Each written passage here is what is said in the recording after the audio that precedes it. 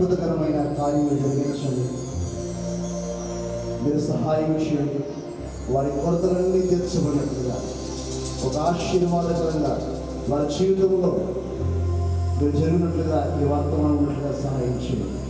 ఈ వివాహాంతకు మీరు మహిమకరంగా మీరు జరిగించబోతున్నట్టుగా మీ స్తోత్రాలు చెల్లిస్తూ ఘనత మహిమ ప్రభావం కాలుస్తూ ఘనతయు మహిమకి కాదు. దైవజనులు జీరదయ్య గారు, అపోస్తలులు జీరదయ్య గారు అనేక ప్రాంతాల్లో చాలా బిజీగా, చాలా సమయం ఉంటాయి, ఆలస్యం, చాలా మీటింగ్స్ ఎక్కువ, అనేక ప్రాంతాలు వెళ్తూ ఉంటారు. అలాగే ఇంటర్నేషనల్గా, నేషనల్గా అనేక ప్రాంతాల్లో పెద్ద పెద్ద మీటింగ్లలో మన ఆత్మీయతండ్రి వాడబడతారు. అలాగే నాయకత్వం ఎంతో ఆత్మీయంగా సేవకులుగా సంఘపరంగా సేవలు నిలబడడానికి మనిషి వర్తమానం ఆత్మీయంగా మేము ఎదగడానికి సేవలు ఉండడానికి కూడా మా ఆత్మీయ తండ్రి దైవజనులు నాయకులు జీరదయ్య గారు ఈ సమయంలో వాక్య పరిచర్య చేస్తుండగా ఇద్దరు వధువులను ఉద్దేశించి అలాగే సంఘాన్ని వధువులను కూడా ఉద్దేశించి మాట్లాడతారు. ఈ సమయంలో దైవజనులు మనం అందరూ చప్పట్లు కొడుతూ దైవజనులు అపోస్తలులు జీరదయ్య గారికి వాక్య సమయం.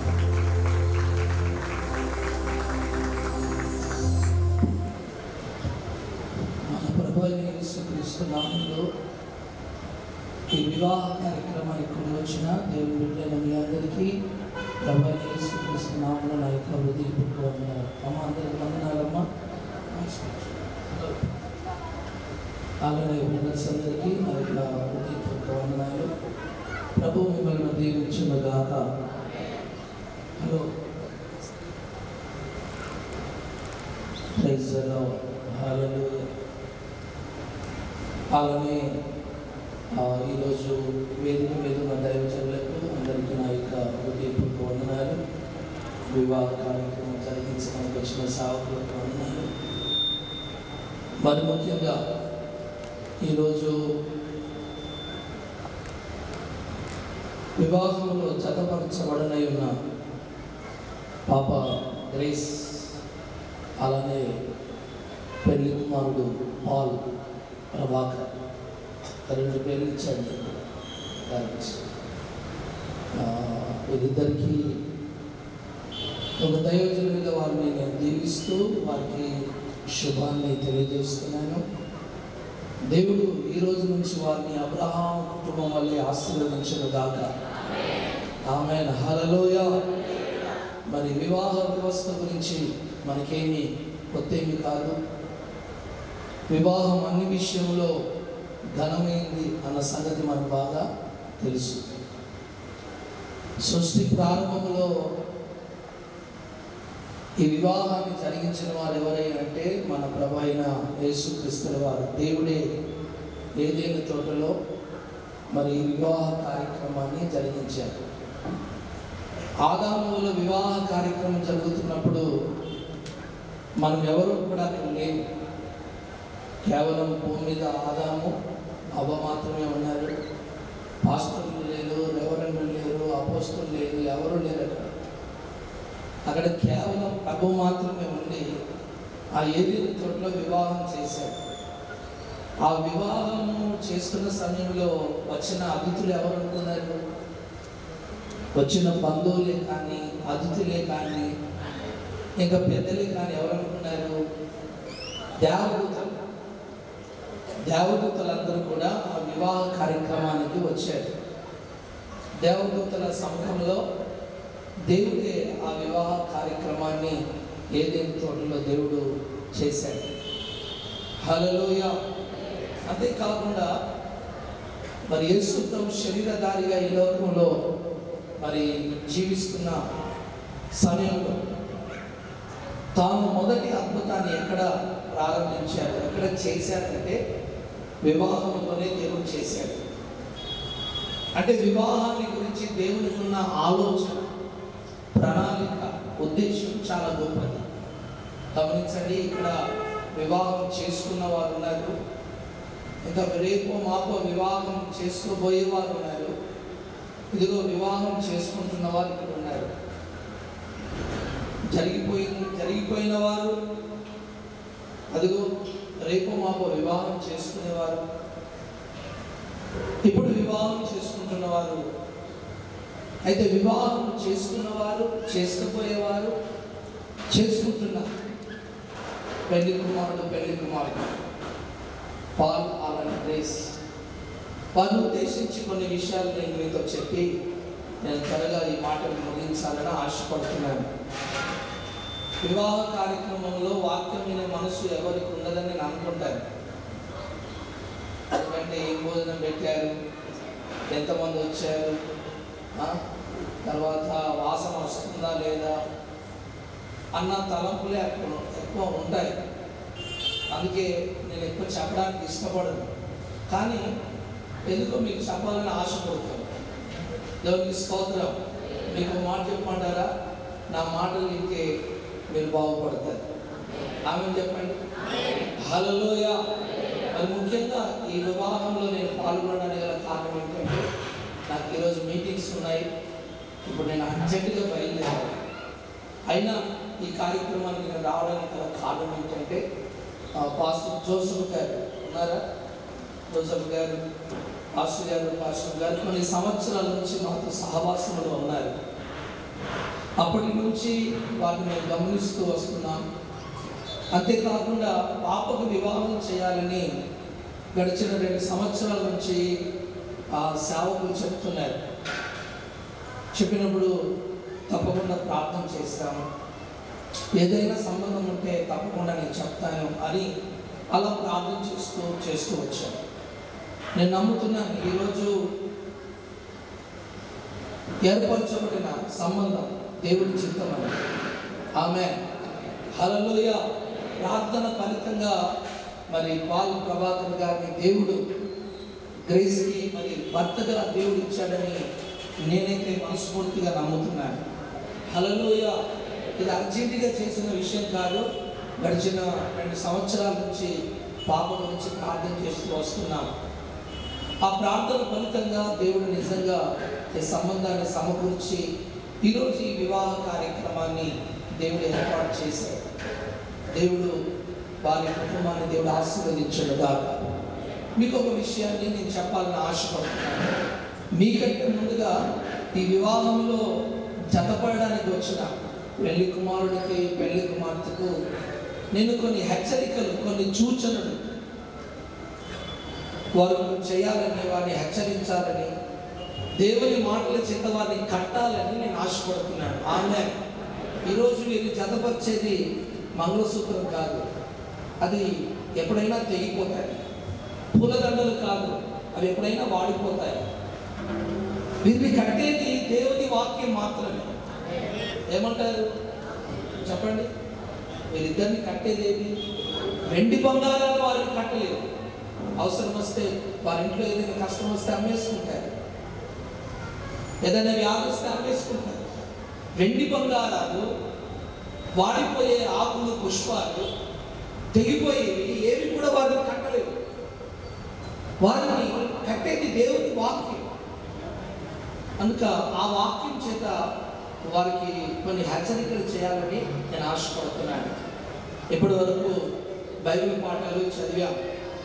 అందులో ఎఫెసీ గ్రంథంలో, ఎఫెసీ పత్రికలో ఒక మాట ఉంది. చూడండి ఒకసారి ఎఫెసీ గ్రంథాన్ని పత్రికను తీయండి. 5వ అధ్యాయము, ఎఫెసీలకు రాసిన పత్రిక 5వ అధ్యాయము 25వ వచనాన్ని ఒకసారి ఎవరైనా చదివి వినిపిస్తారా గట్టిగా? 25వ వచనాన్ని. పురుషులారా మీరును మీ భార్యలను ప్రేమించుడి. అటువలే క్రీస్తును కూడా సంఘమును ప్రేమించి అది కలంకమైనను అడతైనను అట్టిది మరి ఏదైనను లేక పరిశుద్ధమైనది గాను నిర్దోషమైనది గాను మహిమగల సంఘము గాను ఆయన తన ఎదుట దానిని నిలవబెట్టుకొనవలెనని వాక్యముతో ఉదక స్నానము చేత దానిని పవిత్రపరిచి పరిశుద్ధపరచుటకై దాని కొరకు తను తాను అప్పగించుకొనెను. అందరూ ఆమేన్ చెప్పండి. హల్లెలూయా. గమనించండి, సంఘానికి శిరస్సు క్రీస్తు, మరి భార్యకు శిరస్సు భర్త. సంఘం పెళ్లి కుమార్తెతో పోల్చబడింది. పెళ్లి కుమారుడు యేసు ప్రభు. ఇప్పుడు యేసు ప్రభు గురించి ఏమంటే వాక్యంలో భర్త అయిన యేసు ప్రభు గురించి రాయబడిన మాట అంటే క్రీస్తుగా సంఘమును ప్రేమించి మనం భర్త అయిన క్రీస్తు సంఘం అనే భార్యను ఎలా ప్రేమిస్తున్నాడో ఈరోజు మరి పాల్ ప్రభాకర్ భర్త స్థానంలో ఉన్న సహోదరుడు ఇప్పుడు తన భార్యను ఏం చేయాలి? ప్రేమించాలి. ఆమె దేవునికి స్తోత్రం. ప్రేమలో రకాలు ఉన్నాయి. కొందరు అందాన్ని బట్టి ప్రేమిస్తారు, కొందరు కట్నాన్ని బట్టి ప్రేమిస్తారు, కొందరు ఇంకా రకరకాల కారణాలతో ప్రేమిస్తారు. దేవుడు మనం ప్రేమించడానికి మనలో ఏముంది? ఏ రీజన్ లేదు. అలానే భర్త తన భార్యను ఏం చేయాలి? ప్రేమించాలి. దేవుని వాక్యం చెప్పేది ఏంటంటే ప్రేమ. భర్త తన భార్యను ప్రేమించాలి. ఎంతగా ప్రేమించాలి? హృదయపు లోతులో నుంచి ప్రేమించాలి. ఈరోజు చాలా కుటుంబాల్లో మనం ఏం గమనిస్తున్నామంటే భర్త ప్రేమను నోచుకోలేని భార్య, భర్త ప్రేమను నోచుకోలేని భార్య. భార్య మీద ప్రేమ ఉండదు కానీ పక్కింటి మీద ప్రేమ ఉంటుంది. పక్కింటి మీద, ఎదురింటి మీద, ఆఫీసులో జాబ్ చేస్తుంటారు కదా, తోటి స్టాఫ్ ఉంటారు, వారి మీద చూసారా? అది భర్తలకు తగదు. దేవుడు ఏ విధంగా సంఘాన్ని హృదయపూర్వకంగా, హృదయపు లోతులో నుంచి నిష్కపటమైన హృదయముతో సంఘాన్ని ప్రేమిస్తున్నాడో అలానే భర్త తన భార్యని ఏం చేయాలి? మనసారా ప్రేమించాలి. మీకు మాట చెప్పమంటావా? పాల్ ప్రభాకర్ ఆమె మన మూలపిత్రుడైన ఇస్సాకు ఉన్నాడే, ఇస్సాకు తన భార్యను ఎంతగానో ప్రేమించేదో ఉంది వాక్యంలో. ఇస్సాకు తన భార్య అయిన ఆ రిబ్కాను ఎంతగానో ప్రేమించాడు. ఎంత ప్రేమించాడో తెలుసా?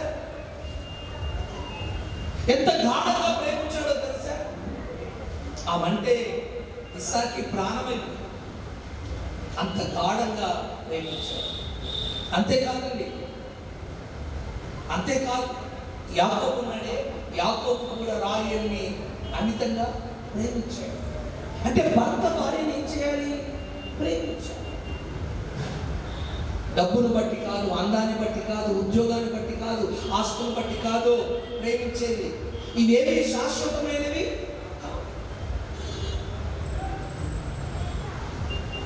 నిష్కపటమైన హృదయంతో ఏది కూడా ఆశించకుండా, ఏది కూడా కోరుకోకుండా హృదయపూర్వకంగా నీ భార్యను నువ్వు ఏం చేయాలి?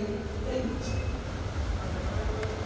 ఒకవేళ అందాన్ని బట్టి ప్రేమిస్తే కొన్ని రోజుల తర్వాత అందం దిగిపోతుంది, అప్పుడు ప్రేమ తగ్గిపోతుంది. ఒకవేళ డబ్బును బట్టి ప్రేమిస్తే డబ్బు కొన్ని రోజుల తర్వాత కరిగిపోతుంది, తొలగిపోతుంది, అప్పుడు ప్రేమ తగ్గిపోతుంది. కనుక ఆస్తులను బట్టి, అందాన్ని బట్టి, సౌందర్యాన్ని బట్టి, లేక డబ్బును బట్టి భార్యను ప్రేమించడం కుదరదు. అలా ప్రేమించడం మనసారా హృదయపు లోతులో నుంచి భార్యను ప్రేమించడానికి కుమారుడైన మరి పాల్ ప్రభాకర్కి దేవుడి సహాయం చెయ్యను గాక. ఆమె చెప్దామా? గట్టిగా చెప్దామా? అంతేకాదు, ప్రేమించడమే కాదు, ఏం చేయాలి? నీ భార్య కోసం నువ్వు ప్రార్థన చేయాలి. చదవండి ఒకసారి వాక్యం చూడండి. ఆదికాండము 25వ అధ్యాయము, ఆదికాండం 25వ అధ్యాయము 21వ వచనంలో గమనిస్తే, 21వ వచనంలో గమనిస్తే ఇస్సాకు రిబ్కా గురించి అక్కడ ఒక మాట రాయబడింది. చూడండి. ఇస్సాకు భార్య గొడ్రాలు కనుక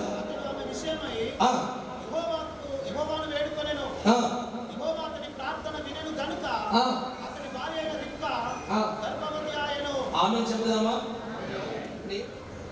పిల్లలు పుట్టకపోతే భర్త ముఖం ఎలా ఉంటుంది? చెప్పండి. భర్త ముఖం రోజు మారిపోతుంటుంది. భర్తకు రోజు మారమని వచ్చేస్తుంటారు. ఎవరి మీద? భార్య మీద. ఏంటి పిల్లలు మాట్లాడుతుంది, ఎవరండి మీరెంత బాధపడుతున్నారో నాకు తెలియదండి, కానీ నాకు మాత్రం చాలా బాధ ఉందండి. ఎందుకమ్మా బాధపడుతున్నావు? పిల్లలు లేరు కదా. పిల్లలు లేకపోతే నేను నిన్ను ప్రేమిస్తున్నాను కదా. పిల్లలు లేకపోయినా ప్రేమకు దోచుకునే భార్యలు ఎంతమంది చెప్పండి? కొట్టికి పంపించే భర్తలు ఉన్నాయి. ఏంటి అవునా కాదా? చూడండి అమ్మా, నువ్వేం బాధపడదు. నువ్వు పిల్లలే నేను బాధపడుతున్నావు కదా, నువ్వేం బాధపడద్దు. నేను నీ కోసం ప్రార్థన చేస్తాను. అది అంటే భర్త ఎవరు? ఏమై ఉండాలి? ప్రేమించే భర్త అయి ఉండాలి. తర్వాత నీ భార్య కోసం ప్రార్థన. నువ్వే చెయ్యే ప్రార్థన. నేను తిరుగుతుంటాను, నేను గాలికి తిరుగుతుంటాను, నువ్వు ప్రార్థన చెయ్యి అనొద్దు. ఈరోజు భర్తలు ఎలా ఉన్నారు?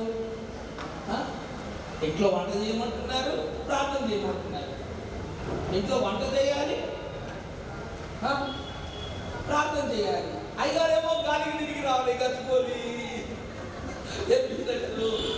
ఇంకా ఫిలిం సిటీ అంత తిరగద్దు. కాదు, నేను సాక్ష్యం చెప్తాను. చూసిరే ఈరోజే చూశాను, నేను ఈరోజే చూశాను. ఆమె మీ అందరికంటే ఎక్కువ నమ్ముతున్నాను నేను. దేవునికి స్తోత్రం. ఏం చేస్తావు? నీ భార్యను ప్రేమించాలి, ప్రార్థన చేయాలి, తర్వాత సన్మానించాలి.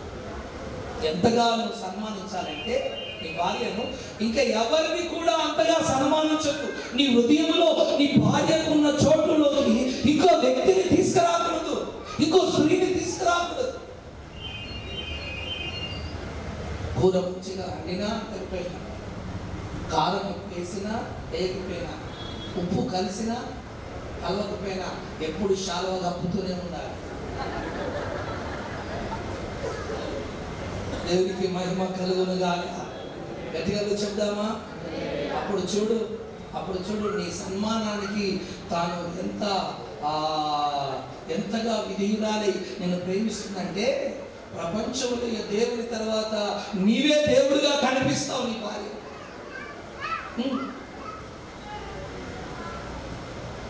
తెలిసి తెలియని ఏదైనా మాట్లాడినా కాస్త చక్కగా మాట్లాడి సన్మానించడానికి ప్రయత్నం చేయాలి, కానీ అవమానపరచడానికి నీకేం తెలియదే. ఎప్పుడు చూసినావు? అదే మా ఆయన ఎప్పుడు నాకేం తెలియదు. రాను భార్య ఎట్లయిపోయిందంటే ఏం తెలవదు, అయిపోయింది. ఏం తెలవదు. వీరో తెలిసింది, ముసుగు కూడా మర్చిపోయింది. ఏమి అంటే నాకేం తెలియదు. నువ్వు ఏదైతే అంటావో అదే మైండ్లో ఫిక్స్ అవుతుంది. అర్థమైందా? నువ్వు ఏం మాట్లాడతావో అదే మాట ఫిక్స్ అయిపోతుంది. కనుక భార్య విషయంలో భర్త చాలా జాగ్రత్తగా ఉండి ఆమెను ప్రేమించాలి, ఆమె కోసం ప్రార్థించాలి, తర్వాత ఆమెను సన్మానించాలి. అంతేకాదు, దేవుడు అబ్రాహాము ఇంటికి వచ్చాడు. అబ్రాహాము ఇంటికి వచ్చినప్పుడు అబ్రాహాము దేవుడికి భోజనం పెట్టాడు.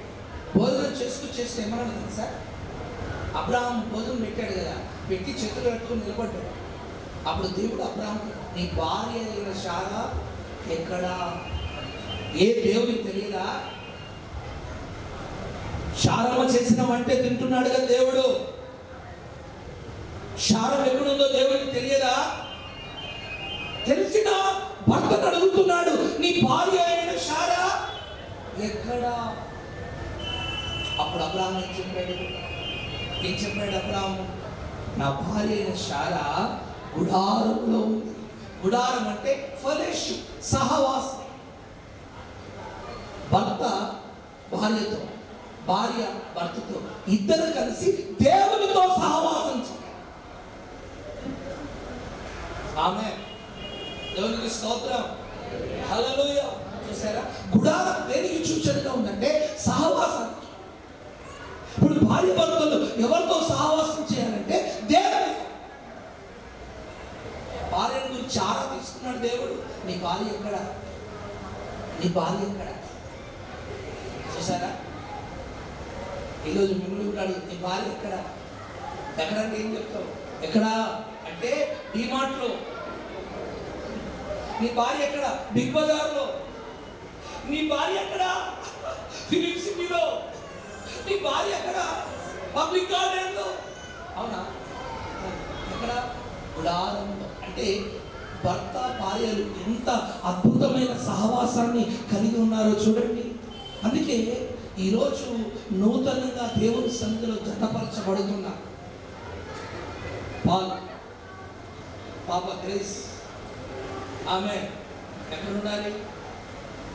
గుడారం. పాలను వదిలిపెట్టిపోయావనుకో,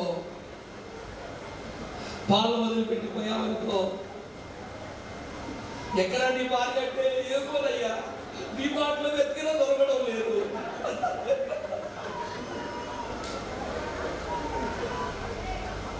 అలా వెళ్ళడం దేవుని చిత్తం కాదు. అలా అవ్వ ఏం చేసిందంటే ఏదైనా తోటలో అయ్యగారిని పండుకోబెట్టి డిమార్ట్కి వెళ్ళింది. అయ్యగారిని పండుకోబెట్టి ఎక్కడికి వెళ్ళింది? డిమార్ట్కి వెళ్ళింది. డిమార్ట్లో తిరుగుతుంటే కొత్త వ్యక్తి పరిచయం అయ్యాడు. హలో అబ్బగారు అన్నారు. అంతే, చరిత్ర మారిపోయింది. అందుకే ఒంటరిగా ఉండుట మంచిది కాదు, తిరుగుట మంచిది కాదు. నువ్వు ఎక్కడికి వెళ్ళినా నీవు నీ భార్యను తన భర్తను ఎండబెట్టుకొని సహవాసం, ఇద్దరు కలిసి దేవునితో సహవాసం చేయాలి. కృప కలుగునుగాక. హల్లెలూయా. ఇంకా వాక్యం చెబుతుంది, నీ భార్య ఎలాంటి తెలుసా? నీకు ఒక కిరీటం లాంటిది అని వాక్యం చెబుతుంది. అంటే రాజుకు సౌందర్యాన్ని తీసుకొచ్చేది కిరీటమే కదా. అలానే భార్య భర్తకు ఒక సౌందర్యాన్ని తీసుకొచ్చే ఒక మకుటం, ఒక కిరీటం. నీ భార్య ద్వారానే నీకు అర్థం. ఎంతకాలమైందో నవ్వి, పాల్ ప్రభాకర్ నవ్వి ఎంతకాలమైంది ధరించబోతున్నాడు, ఒక కిరీటాన్ని ధరించబోతున్నాడు. ఆ కిరీటం అనే భార్యను తను ధరించినప్పుడు ఈరోజు తనకు వచ్చే సౌందర్యమే వేరు. ఈ రోజు వరకు తనను సమాజం చూసిన చూపు వేరు, సేవకులు చూసిన చూపు వేరు. కానీ ఈ రోజు నుంచి తనను ఒక ప్రత్యేకమైన చూపుతో చూడబోతున్నాడు. కారణం, తన భార్య తనకు కిరీటంగా మారింది. ఆ కిరీటాన్ని చూసుకున్నాయి. ఆ కిరీటం ద్వారా కుమారుడికి సౌందర్యం. భార్య ఎలా ఉండాలమ్మా? భర్తకి ఎలా ఉండాలి? ముళ్ళుగా ఉండొద్దు, బల్యంగా ఉండొద్దు. అర్థమైందా? భర్తకి ఎలా ఉండాలంటే కిరీటంగా ఉండాలి. నీ భర్తకు అందం ఎవరో తెలుసా? నీవే. నీ భర్త అందాన్ని పక్కన పెట్టి నువ్వు రాసుకొని పూసుకుంటావేంటి? నీ భర్తకు కిరీటం, సౌందర్యం నీవే. నీ ద్వారానే నీ భర్తకు సౌందర్యం, పేరు, ఘనత నీ ద్వారానే కలుగుతుంది. ఆమె చెబుదామా? నేను ముగిస్తున్నా. ఎలా ఉండాలి? నెల రోజులు 4 నెలలు లోబడి, 6 నెలలు లోబడి, 6 నెలల తర్వాత 6 నెలల వరకు ఎంత విధేయత, ఎంత లోబడి. ఆహా కాలనుకుంటున్నాడు, బంగారం లాంటి భార్య దొరికింది నాకు, వజ్రం లాంటి భార్య దొరికింది నాకు, ఎంత లోపడుతుంది, ఎంత విధేయత అని. 6 నెలల తర్వాత ఎప్పుడన్నా నా చదువు ఒకటే, నీ వయసు నా వయసు ఒకటే, నీకెంత శక్తి ఉందో నాకంత శక్తి ఉంది, నీకెంత బలగం ఉందో నాకంత బలగం ఉంది అని అనకూడదు. నువ్వు ఎంత చదువుకున్నా, నీ భర్త కంటే ఎక్కువ చదువుకున్నా, లేక జ్ఞానం కలిగి ఉన్నా, నీ భర్తకు నువ్వు ఎలా ఉండాలి? విధేయత కలిగి. వాస్తవానికి మా పాస్టమ్మ గారు నాకంటే ఎక్కువ చదువుకుంది,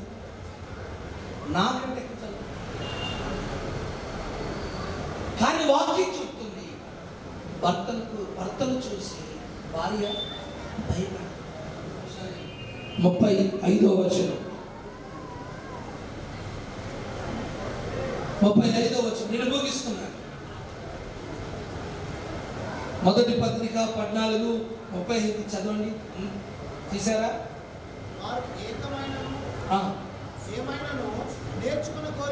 వారు ఏమైనను నేర్చుకున్న కోరిన ఎడల ఇంట తమ తమ భర్తలను అడగవలెను.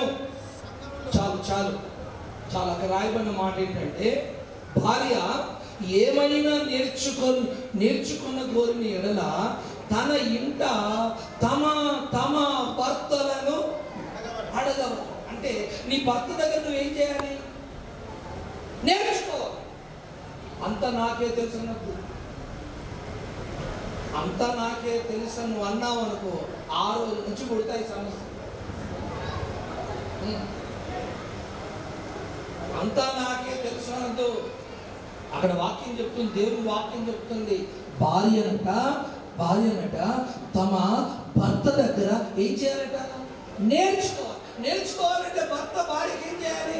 నేర్పించాలి. తెలవకపోతే భార్యకు నేర్పించాలి. నీకేం తెలియదే మెంటల్దానా అని ఇదే మాట. ఎవరి మీద? ఏమనంటే నువ్వు నా భర్తవు కదా, నాకు దాదాగిరి చేసిన అలవాటు, ఎవరి మీద చేసినా కుదరడం లేదు, అందుకే నీ మీద ఇదే బాధ. ఎవరు దొరకలేదని భర్త మీద పడతావేంటి నువ్వు? దేవునికి స్తోత్రం. అందుకే నువ్వేమో నేర్పించాలి, దాన్నేమో నేర్చుకో. అప్పుడు చూడు సంసారం ఎలా ఉంటుందో, జీవితం ఎలా ఉంటుందో చూడు, చాలా హ్యాపీగా ఉంటుంది. నేనేం నేర్పించినా మా పాస్టర్ నేర్చుకుంటాను. ఆమె అర్థమైందా? పెద్ద మినిస్ట్రీ నడిపిస్తారు మా పాస్టర్. నేను దేశాలు పట్టుకుని ఇలా తిరుగుతుంటాను. ఎవరితోనైనా సిస్టర్తో మాట్లాడితే ఆమెతో ఎందుకు మాట్లాడామని అడుగుతున్నాడు. ఎందుకు? ఆమెకు నా మీద అంత నమ్మకం వచ్చింది. యేసు నామములో బిడ్డలు దీవించబడుదురుగాక. ఈ రోజు ఈ వివాహములు నాయన వీరు జతపడ